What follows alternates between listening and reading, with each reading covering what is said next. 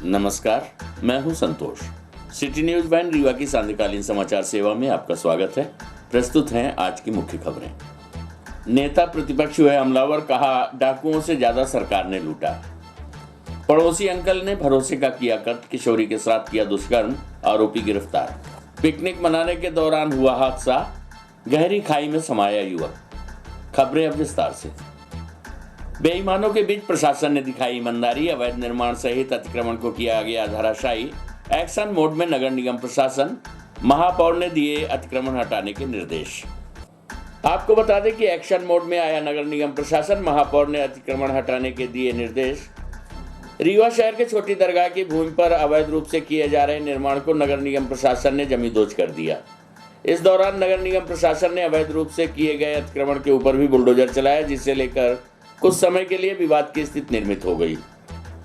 छोटी दरगाह में 8 एकड़ 85 डिसमिल वक्फ बोर्ड की भूमि है, जहां कुछ जिम्मेवारों के ऊपर पैसे लेकर कब्जा कराने के आरोप लगे हैं, जिसके बाद छोटी दरगाह कमेटी ने इस बात की शिकायत पुलिस एवं नगर निगम प्रशासन से कर दी। नगर निगम आयुक्त सहित महापौर अजय मिश्रा बाबा के द्वारा छोटी दरगाह की भूमि पर अवैध रूप से किए जा रहे निर्माण कार्य को धराशायी कराया गया। कार्रवाई की जद में दर्जन भर से अधिक दुकानदार आ रहे हैं। नगर निगम के द्वारा की जा रही कार्रवाई के दौरान ऐसे लोग सामने आए जिनके द्वारा वहां के जिम्मेवारों को भारी रकम देकर कब्जा किया गया था। आपको बता दें कि छोटी दरगाह कमेटी के संज्ञान में आए बिना ही छोटी दरगाह की रिक्त भूमि से लाखों रुपए की अवैध वसूली की जा रही थी। मामला उस समय उजागर हो गया जब बजाज ऑप्टिकल की दुकान में अवैध निर्माण चल रहा था, जिसकी शिकायत होने के बाद पैसे के लेन देन की बात सामने आ गई। जानकारी होने के बाद कमेटी के द्वारा इस बात की शिकायत नगर निगम प्रशासन सहित थाने में की गई थी, जिसके बाद अतिक्रमण हटाने की कार्यवाही की गई है।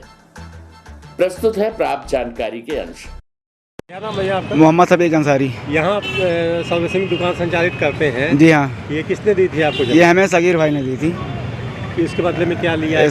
इसके बदले में हमसे हर मंथ 10,000 रुपये ले रहे हैं और मंथली, और उसके बाद बीच में हमको टॉर्चर भी करते रहते कि दुकान खाली करा देंगे, ये हमारी ही जगह है। और उनको टाइम से ही किराया, महीना पूछने से पहले किराया उनको दे देते रहे। ये कुछ 50,000 का भी मामला आ रहा है, क्या मामला? हाँ, बीच में एडवांस के लिए बोल रहे थे हमको 30,000 रुपये एडवांस दे दो, तो हमने बोला अभी हमारे पास है नहीं, हमको जुगाड़ करके फिर हम करेंगे। आप इतनी बड़ी रकम दे के यहाँ काम कर रहे हैं, क्योंकि यहाँ का केस भी चल रहा है, क्या कमेटी से या फिर किसी? नहीं, कमेटी से नहीं, कमेटी से कोई मतलब। सगीर भाई ने पहले खोल के रखा था यहाँ, तो उसके बाद उनसे हमने ले लिया था कि चलो हमको दे दो भाई, जो करा। पहले 5,000 ले, एक मंथ पहले 5,000 रुपये एक मंथ लिए, उसके बाद से डायरेक्ट उन्होंने बोला कि आप 10,000 रुपये करो, ठीक है, नहीं तो आगे बढ़ो। अवैध निर्माण की शिकायत की सूचना मिली थी कि यहाँ अवैध निर्माण हो रहा है बजाज चश्मा वालों के पीछे, जिनसे अवैध वसूली भी लोग कर रहे हैं, उनका भी नाम सामने आया है। कुछ व्यक्ति यहाँ पे अवैध पार्किंग में अवैध सर्विस स्टेशन को खोले हुए हैं और 10,000 महीने की बुगाई कर रहे हैं। उनके खिलाफ़ भी FIR करवाया जाएगा। शासन से शिकायत की गई है। आज जो अवैध निर्माण हो रहा था उसको शासन द्वारा, नगर निगम द्वारा ध्वस्त कर दिया गया।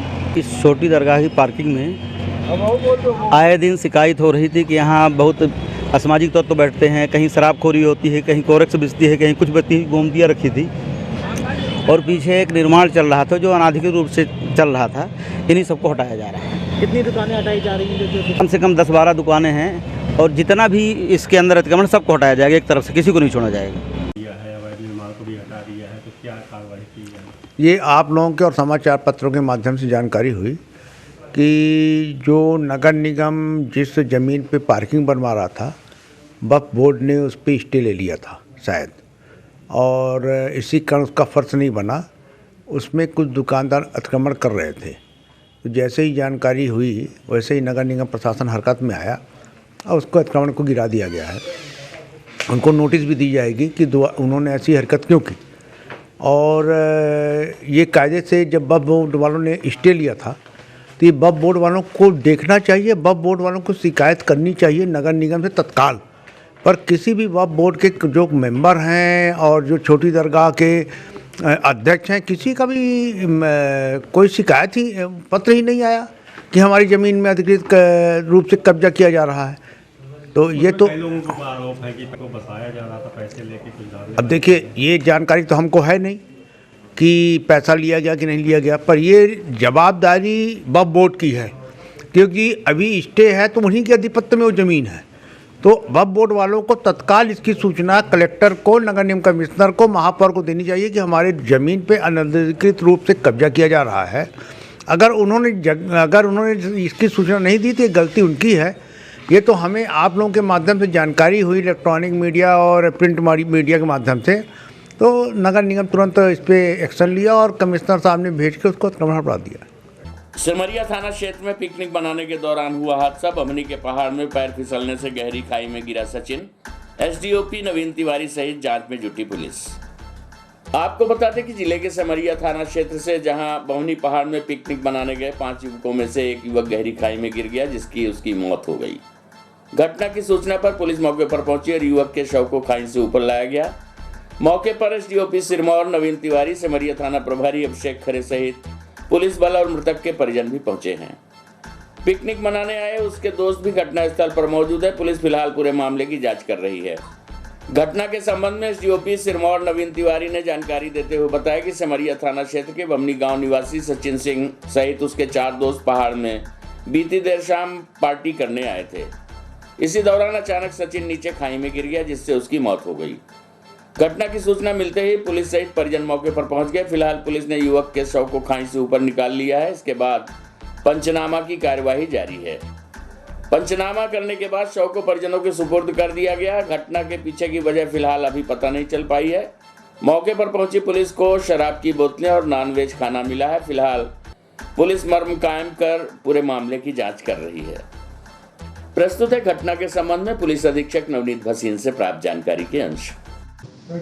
सिमरिया थाना क्षेत्र में ये घटना प्रकाश में आई थी कि कुछ लोग किसी कार्यक्रम में हैं और वहाँ पे उसके पश्चात एक व्यक्ति नीचे गिरा हुआ है, उनकी बॉडी वहाँ पर है।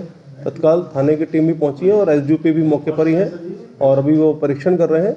बॉडी को वहाँ से निकाल के पीएम कराया जा रहा है और बाकी लोगों के कथन लिए जा रहे हैं और पूरा जाँच प्रारंभ उसमें कर दी गई है। उसके पश्चात ही हम लोग आगे उसमें जानकारी आपको देंगे। पड़ोसी अंकल निकला बलात्कारी। घरेलू कार्य से नाबालिग लड़की पहुंची आरोपी के घर, अकेला पाकर किया दुष्कर्म। 2 घंटे में आरोपी हुआ गिरफ्तार।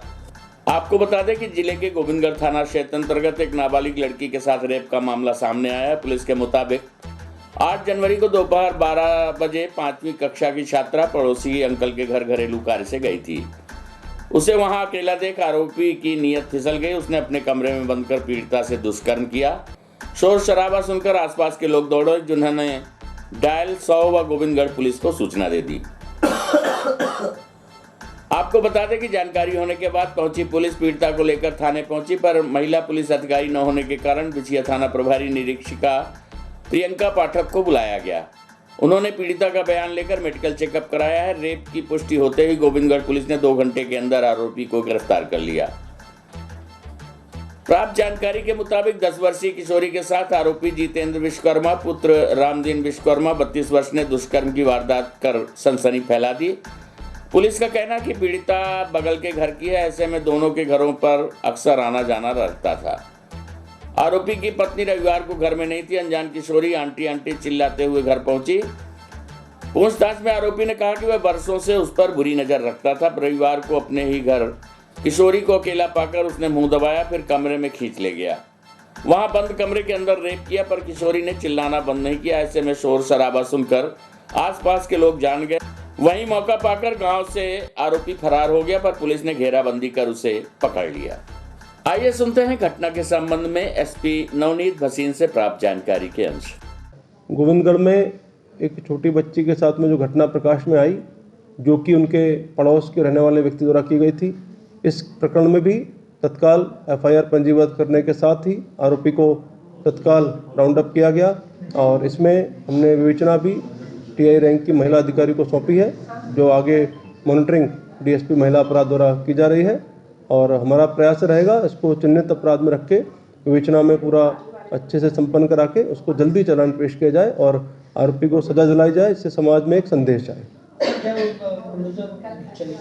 अभी हम लोग उसका परीक्षण कर रहे हैं कि इस व्यक्ति का क्या बैकग्राउंड है और उसके पश्चात ही आगे की कार्रवाई हम आपको संज्ञान में आपको जो भी आएगा बताएंगे। विधानसभा चुनाव नजदीक आते ही हमलावर हुए नेता प्रतिपक्ष। कहा, डाकुओं से 100 गुना ज्यादा जनता को सरकार ने लूटा। रीवा की जमीनों में चल रहा 50-50 का खेल, करोड़ों का हो रहा बंदरबाट। आपको बता दें कि 2 दिवसीय प्रवास पर रीवा आए मध्य प्रदेश के नेता प्रतिपक्ष गोविंद सिंह ने मीडिया से बात करते हुए कहा कि शिवराज सरकार तथा स्थानीय विधायक पर उन्होंने जमकर हमला बोला। इस दौरान उन्होंने शहर की बेशकीमती जमीनों की बिक्री को लेकर भी गंभीर आरोप लगाए हैं। नेता प्रतिपक्ष ने शिवराज सरकार तथा स्थानीय विधायक पर निशाना साधा। नेता प्रतिपक्ष ने कहा कि स्थानीय विधायक तो शिवराज की नाक का बाल है। शहर की जमीनों में बड़ा फर्जीवाड़ा कर राज्य सरकार की शह पर यहाँ के विधायक अपने चहेते बिल्डरों को औने पौने दामों में जमीनों को बेचकर बाकी बचे करोड़ों रुपए का बंदरबाट करते हुए 50-50 का खेल खेल रहे हैं। अगर इसकी जांच हो तो व्यापा मंडल के बाद एमपी में जमीन का घोटाला सबसे बड़ा निकलेगा। आपको बता दें कि 2023 की शुरुआत में ही कांग्रेस हमलावर है। मध्य प्रदेश में विधानसभा के चुनाव होने वाले हैं, जिसके लिए पक्ष और विपक्ष के नेताओं ने अपनी अपनी कमर कसनी शुरू कर दी है। इन सब के बीच अब नेताओं के बीच जुबानी जंग के साथ साथ सत्ता पक्ष और विपक्ष के बीच आरोप प्रत्यारोप की झड़ी लगी हुई है, जिसने रफ्तार पकड़ ली है, जिसके चलते अब दोनों ही पार्टियां एक दूसरे पर लगातार हमलावर होती दिखाई दे रही हैं। आपको बता दें कि चुनावी साल के चलते रीवा में कांग्रेस नेता व कार्यकर्ताओं को एकजुट करने के उद्देश्य से मध्य प्रदेश के नेता प्रतिपक्ष 2 दिवसीय प्रवास पर रीवा पहुंचे। इस दौरान उन्होंने रीवा में कांग्रेस नेताओं और कार्यकर्ताओं से मुलाकात की और रीवा में चल रही तमाम गतिविधियों की बारीकी से उन्होंने जाना। पिछले कई दिनों से अपनी मांगों को लेकर अनशन पर बैठे सिरमौर चौराहा के व्यापारियों को भी नेता प्रतिपक्ष का सहयोग मिला। दरअसल सिरमौर चौराहा से सुभाष चौक तक लगभग 178 दुकानों को तोड़ा जाना है, ताकि वहां की सड़क का चौड़ीकरण किया जा सके। साथ ही इसी रास्ते से एक फ्लाईओवर का निर्माण भी कराया जाएगा। इसके अलावा व्यापारियों की दुकानें हटाई जाएंगी और उस स्थान पर एक बिल्डर के द्वारा शॉपिंग मॉल बनाया जाएगा, जिसको लेकर यहाँ के व्यापारियों ने इसका विरोध करना शुरू कर दिया और धरने पर बैठ गए हैं। आपको बता दें कि अनशन पर बैठे व्यापारियों को समर्थन देने पहुंचे नेता प्रतिपक्ष प्रदेश सरकार और स्थानीय विधायक पर कई गंभीर आरोप लगाए हैं। मीडिया से बात करते हुए नेता प्रतिपक्ष ने कहा कि सीएम शिवराज ने एक तरफ तो गरीबों को आशियाना बनाकर देने का काम किया है, तो दूसरी तरफ छोटे व्यापारियों की रोजी रोटी छीनने में लगे हुए हैं। रीवा के सिरमौर चौराहा में 78 दुकानों को वर्ष 1984 में शासन ने दुकान बनाने के लिए जमीनें दी थी, जिसकी 2042 तक लीज है। इस दौरान नेता प्रतिपक्ष ने कहा कि यहाँ के विधायक सत्ताधारी पार्टी के नेता 50-50 का हिस्सा बांट करेंगे और ये काम मुख्यमंत्री के बिना संरक्षण के हो ही नहीं सकता। प्रस्तुत है विधानसभा नेता प्रतिपक्ष गोविंद सिंह राजपूत से प्राप्त जानकारी के अंश। मामले से उठाया है और उस पर दबाव डालकर मुख्यमंत्री कार्यालय से उसको वहाँ अनुपस्थित कराया। करीब 500 करोड़ रुपए बीच का लेन देन का मामला है।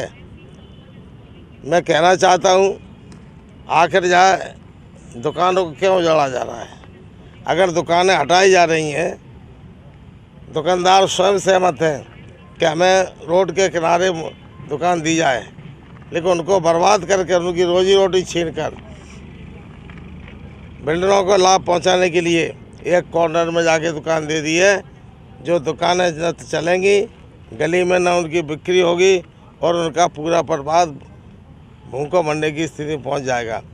सड़क की चौड़ाई करीब लगभग 70-80 फुट है और भी अगर लेना है तो पीछे हट सकते हैं, लेकिन दुकानदारों को बर्बाद न किया जाए। मैं इस मामले को मुख्यमंत्री शिवराज सिंह से बात करूंगा, पत्र लिखूंगा और अगर नहीं न्याय मिला तो लोक आयुक्त में जाऊंगा और न्यायालय हाई कोर्ट में जाने से पीछे नहीं रहूंगा। गरीब दुकानदारों को लाभ पहुंचाने के लिए हमारी नीति है। कांग्रेस पार्टी और हमारे सब साथी मित्र, महापौर और सभी लोग गरीब छोटे दुकानदारों के साथ हैं। मध्य प्रदेश के इतिहास में कलंक के रूप में लिखा जाएगा। मैं मुख्यमंत्री शिवराज सिंह से अनुरोध करता हूं, आप गरीबों की बात करते हो लेकिन गरीबों को उजाड़ने का काम क्यों कर रहे हो? ऐसे आप अरबों रुपए की संपत्ति पूरे प्रदेश में जो जनता ने पूर्व की सरकार ने बचा के रखी थी, उसको पूरी तरह से रीवा तो लूट लिया।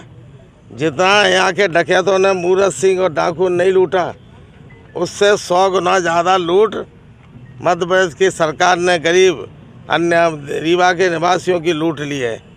मैं कहना चाहता हूँ लूट बंद होना चाहिए, अन्यथा जिन जिन लोगों ने साजिश में षड्यंत्र में शामिल हुए हैं 2023 दिसंबर में कांग्रेस की सरकार बनेगी और इन षड्यंत्रकारियों को साजिश रचने वालों को छोड़ा नहीं जाएगा। एक एक को चुनकर न्यायालय में पहुंचाया जाएगा और उनको सजा दिलाई जाएगी।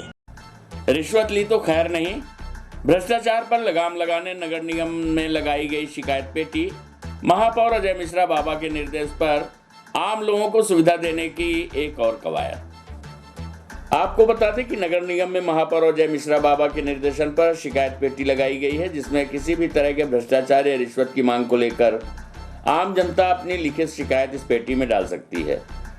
आपको बता दें कि चुनावी घोषणा पत्र में इस बात की घोषणा महापौर के द्वारा की गई थी, जिसका संचालन शुरू हो चुका है।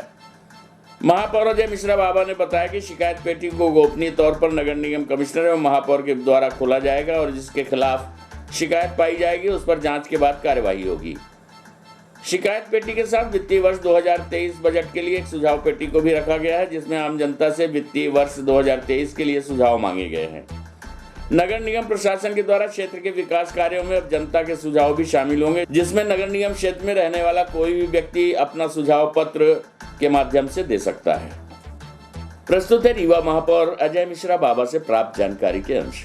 नगर निगम आप लोग के केबिन के बाहर ये 2 पेटियां रखी गई, इसका क्या उद्देश्य है, किस तरह की पेटी? देखिए क्या है कि हम लोगों ने अपने घोषणा पत्र में ये बोला था कि जब हम बजट इस बार लाएंगे, हमारी अगर सरकार बनती है नगर सरकार, तो हम बजट जो ले आएंगे वो जनता के सुझाव के माध्यम से लाएंगे।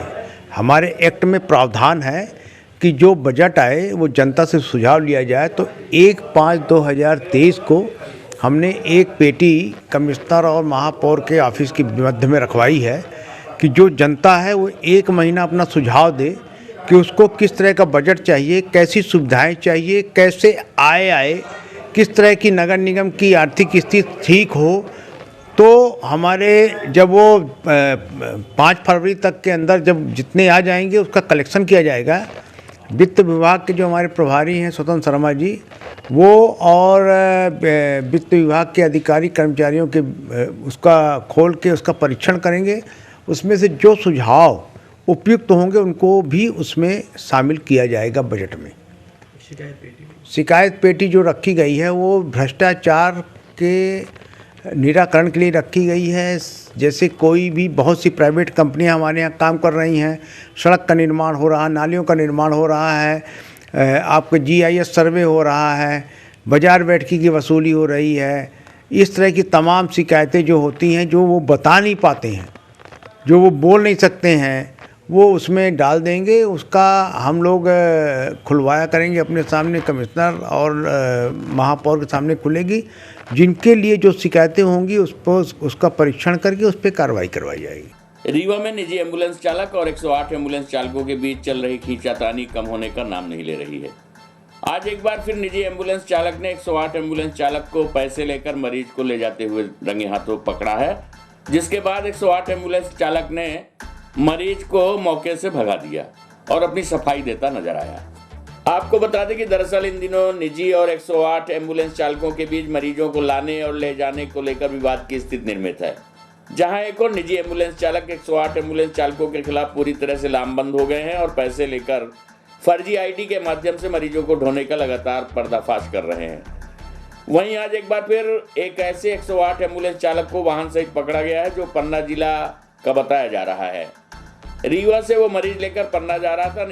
निजी एम्बुलेंस चालक विजय पाठक ने बताया कि 108 एम्बुलेंस वाहन के चालक को अस्पताल के बाहर से जब मरीज को बैठाता हुआ देखा तो उसे शंका हुई, जिस पर उसने 108 एम्बुलेंस चालक सहित गाड़ी को रोक लिया। मरीज से पूछा तो उन्होंने बताया कि उन्हें पन्ना जाना है, जिसके लिए 108 एम्बुलेंस के चालक से 5000 रुपए में बात हुई है। ये बात सुनकर विजय ने वाहन सहित चालक को रोक लिया और दोनों के बीच कहासुनी होने लगी। इसी दौरान 108 एम्बुलेंस के चालक रोहित रजक ने मरीज सहित उनके परिजनों को वहां से भगा दिया।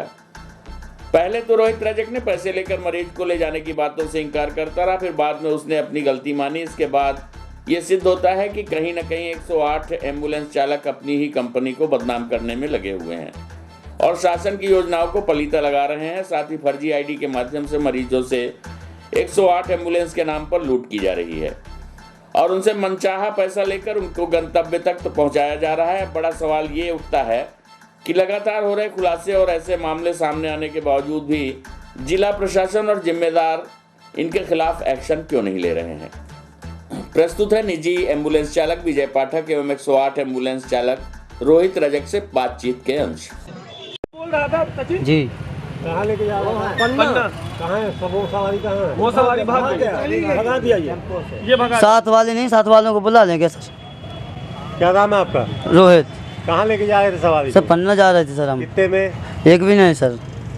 5000 रुपये ले नहीं हुई है सर, 1 रुपया नहीं है सर। आप मैं पेशेंट को बुला दे रहा हूँ, आप बात कर लीजिए सर। आईडी है आपके पास? आपके पास आईडी है? आईडी नहीं है सर। बिना आईडी के लेके जा रहे थे? सर मैं पन्ना जा रहा था, मेरे पहचान के हैं सर, तो वो लोग यहीं पे थे, बोले साथ में ले चलो। का नियम ये है कि बिना कॉल के आप कहीं नहीं जा सकते। हाँ ये है। घर की एम्बुलेंस तो है नहीं है? नहीं घर की नहीं है सर, लेकिन पन्ना तक जा रहे थे सर, खाली सोचा साथ में लेते जाए सर।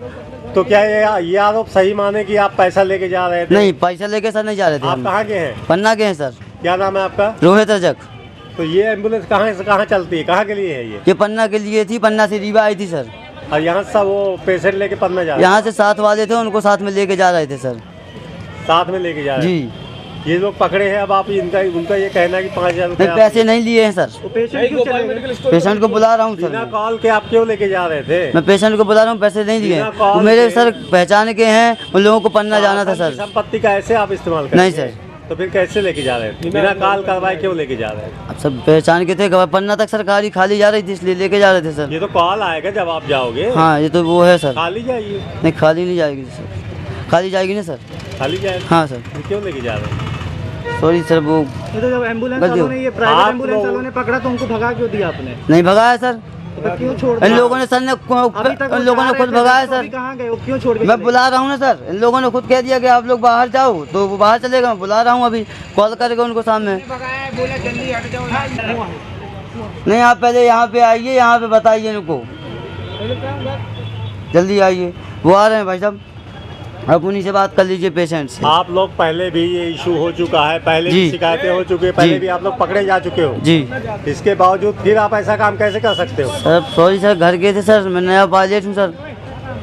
क्या करते हो आप? ये एम्बुलेंस चलाते एम्बुलेंस चलाते जी। ये आज 108 एम्बुलेंस को आप लोगों ने पकड़ा जी। है, ये सवारी लेके जा रहा था, क्या कैसे पकड़ा आपने? ये है तो इनके अटेंडर से हम बात किए थे जो जा रहे थे, तो उन्होंने बोला कि मेरे पास गाड़ी है, गाड़ी आ रही है। तो मैंने कहा ठीक है। फिर ये जाके दूसरे साइड से रोड में जाके और वहाँ लोड कर रहे थे। तो मैंने इससे जाके यही बोला कि जब आपके घर के हैं अगर, तो आप अंदर से क्यों नहीं लोड किए?